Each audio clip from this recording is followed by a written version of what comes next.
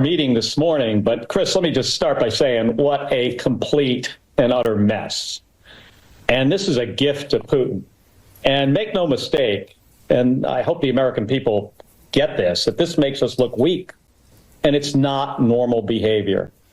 The United States, Chris, we are a superpower. Our powers, our military, our economy, our diplomatic corps, our professionalism. This was not professional. We don't gain anything by acting like bullies. And this is what bullies do.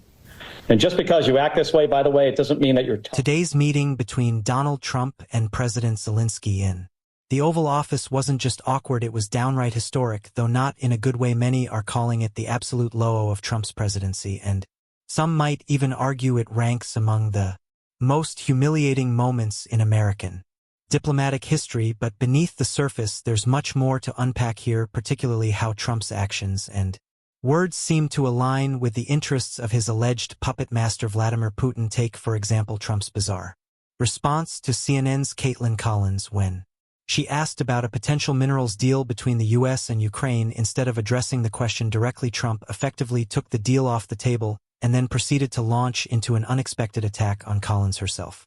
This isn't just about deflecting questions, it's about signaling something far deeper, a possible alignment with Russia's strategic goals at Ukraine's expense. Before we dive into that explosive clip, let me quickly ask you to show your support by hitting that like button if you found this content valuable, and if you haven't subscribed yet but enjoy our channel, please consider doing so. It truly makes a difference and helps us keep bringing you the unfiltered truth. Now, before we get to Trump's exchange with Collins, I want to highlight a few key points made by Jessica Taroff in her analysis. Her perspective provides crucial context for understanding why Trump's behavior during this meeting is so concerning and what it could mean for both U.S.-Ukraine relations and global geopolitics. Moving forward, Zelensky, whose people have fought bravely for 3 years against a authoritarian adversary that invaded, that has taken an advantage at every single turn, has been nothing but a patriot, said even just last weekend that he would resign if it meant that they could get into NATO, right? That was after the accusation from President Trump, J.D. Vance, et cetera, that he was the one who's a dictator, that he was the one, that it was Ukraine's fault that all this happens, when we all know, or anyone who's being honest, that it was definitely Putin's fault. And Jesse's right. The moment where Zelensky gets animated is when J.D. Vance asks him to just take it, to just sit there and go along with the idea that Vladimir Putin wasn't the aggressor in this, or the idea that Vladimir Putin is a diplomatic partner. Vladimir Putin is not a diplomatic partner for anybody. So you had a patriotic world leader defending his people and defending the thousands of lives, tens of thousands of lives that have been lost to all of this. Neither Stalin, neither's Mao. Sometimes you have to do deals with bad guys. But Jessica. he's not. America in life has done some deals with some bad guys, but that isn't what's going on here. And Donald Trump revealed himself. I thought the most shocking part was that Trump goes on to say, Putin went through a hell of a lot with me. He went through a phony witch hunt. And people have been saying since the beginning of this, since Donald Trump came on the world stage, that he is aligned with Putin. We saw in Helsinki in 2018 when he stood up there and he sided with Putin over the intelligence agencies. He says, well, Putin told me he didn't do it. He told me he didn't meddle in the election. And then are you comfortable with an American president saying Putin went through a hell of a lot with me? Are they buddies? I went through a hell of a lot with you, Jessica, with the Russia. Okay, making a joke of it means that I made a valid point, just for the viewers at home. No, it doesn't. Yeah. Take it to Charlie. So you have somebody, and it's been going on for a long time, where you have this person who is bilking the American taxpayers for hundreds of billions of dollars, and most Americans can't really tell you what our interest is over there. Can I just add to that about the money and all this? Obviously, we have given them a ton of money, but 70% of the aid that we have sent to Ukraine has then been spent back in America. So when he, quote unquote, went and campaigned for the Democrats, that he was visiting a munitions factory that was producing weapons that they could then use. And Europe has been, as a share of GDP, almost doubling our investment. So I'm not an economist, but the idea that you're going to take hundreds of billions of dollars of Americans' taxpayer dollars and light them on fire in Europe?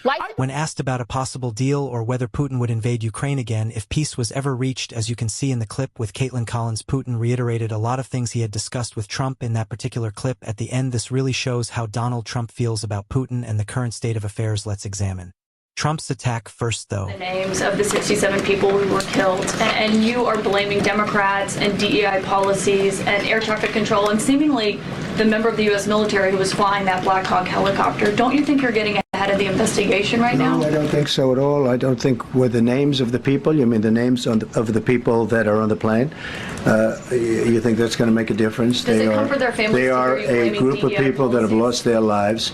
If you want a list of the names, we can give you that. We'll be giving that very soon. We're in coordination with American Airlines. We're in coordination very strongly, obviously, with the military. But I think that's not a very smart question. But are you I'm surprised coming from you. Donald Trump has always been eager to talk about and even praise his relationship with Vladimir Putin, but when pressed on the specifics, especially in comparison to America's allies like President Zelensky, he becomes defensive. It's no secret that Trump places far more trust in Putin, a dictator, than in democratic leaders like Zelensky. This preference may seem bizarre, but it's quintessentially Trump prioritizing flattery over principle when asked about critical issues like a potential minerals deal with Ukraine. Trump's response was telling. Instead of addressing the substance of the question, he deflected by attacking the journalist and bringing up CNN ratings. This isn't just a cheap shot, it reveals a deeper disregard for the gravity of the situation for Trump and many conservatives. These global challenges aren't priorities because they fundamentally misunderstand or simply don't care about the importance of alliances, diplomacy, and foreign aid. This same lack of understanding is echoed in other areas, such as Elon Musk's approach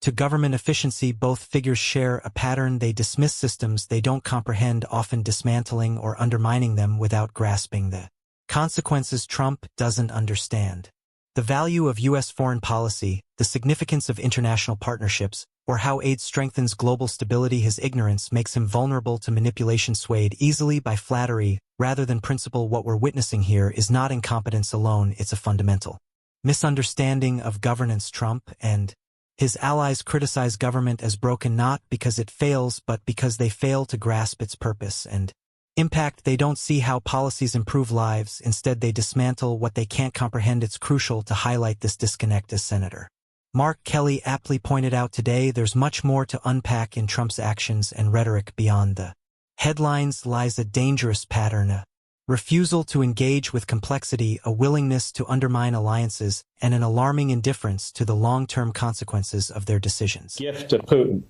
And make no mistake, and I hope the American people get this, that this makes us look weak, and it's not normal behavior. The United States, Chris, we are a superpower. Our powers, our military, our economy, our diplomatic corps, our professionalism. This was not professional. We don't gain anything by acting like bullies, and this is what bullies do. And just because you act this way, by the way, it doesn't mean that you're tough. So this is a mess. I hope we can repair this relationship. President Zelensky and his country, they are grateful. You know, saying thank you in the Oval Office, being put on the spot like that is, it seemed to me that it was just, J.D. Vance saying, hey, look what I can do, Dad. And it doesn't help the situation. This negotiation should have been done behind closed doors. And this morning we had a good meeting, Democrats and Republicans in the Senate that support Ukraine. We had a good meeting with the president. We talked about a lot of issues. We didn't do it in front of cameras intentionally. Roger Wicker, in fact, asked, there were some cameras there, and we had them leave the room before we started to have the discussion. That's the way you should do this. So let me ask you then about where this goes from here. And I wonder where you think your Republican colleagues will be, because, and I can't say that I have done an exhaustive search because I've been on the air, but I've only seen one Republican member of Congress, who is a member of the House, say anything negative about what they just saw in the Oval Office. And where does this go from here? And does Congress have any role in it at all? Well, we have a role. I mean, we do our own negotiations. We do our own diplomacy, so to speak.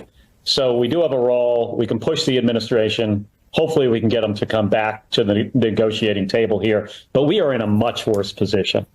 Our European allies, especially, are looking at this and they're thinking to themselves, I mean, what just happened? What happened? Donald Trump has once again demonstrated his willingness to turn his back on America, and this time it feels like one of the starkest betrayals of democratic values in America's global standing since January 6th. Back then, as we all remember, the nation watched in disbelief as he attempted to overturn an election undermining the very foundation of our democracy. Fortunately, Biden's inauguration was just 2 weeks away, offering a glimmer of hope after 4 long years of chaos. But now, with each new action or statement, Trump continues to abandon not only the principles of democracy but also America's role as a leader on the world stage. His behavior isn't just reckless, it's a complete rejection of the liberal ideals that have defined this country for generations, whether it's praising dictators, dismissing allies, or refusing to condemn authoritarianism. Trump makes it clear where his priorities lie, and they're certainly not with the American people or the global community. The